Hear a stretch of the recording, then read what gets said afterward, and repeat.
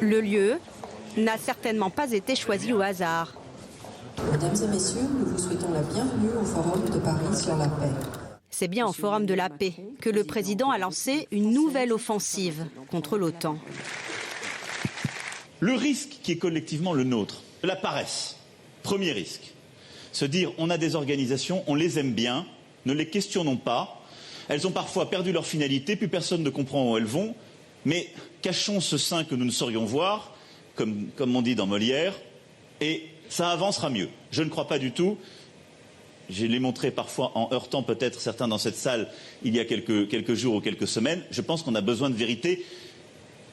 La pudibonderie ou l'hypocrisie, ça ne marche pas dans les temps qui courent. Emmanuel Macron persiste et signe.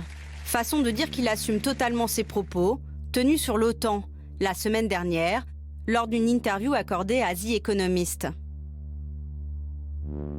Ce qu'on est en train de vivre, c'est pour moi la mort cérébrale de l'OTAN. Il faut être lucide. Pour Emmanuel Macron, l'OTAN est fragilisée par un partenaire américain instable, qui peut par exemple décider de retirer ses troupes de Syrie sans concertation. Vous avez des partenaires qui sont ensemble dans une même région du globe et vous n'avez aucune coordination de la décision stratégique des États-Unis avec les partenaires de l'OTAN. Il n'y en a pas.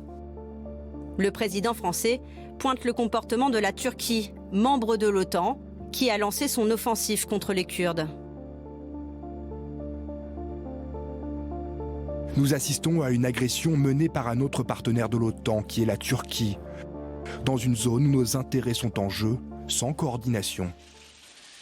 Une interview choc qui n'a pas du tout plu à la chancelière allemande. Angela Merkel a tenu à le faire savoir aux côtés du secrétaire général de l'OTAN.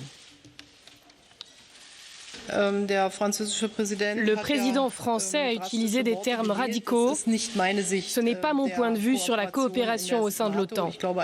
Je ne suis pas sûr qu'un tel jugement intempestif soit nécessaire, même si nous avons des problèmes.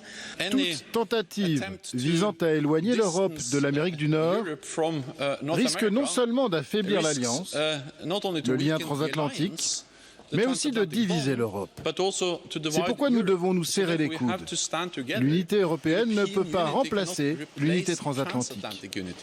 Finalement, le seul pays qui applaudit cette interview, c'est la Russie.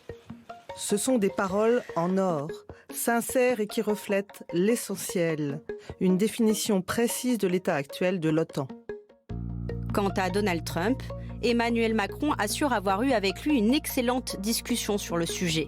Ils ont convenu de se rencontrer juste avant le sommet de l'OTAN, qui aura lieu à Londres dans 3 semaines.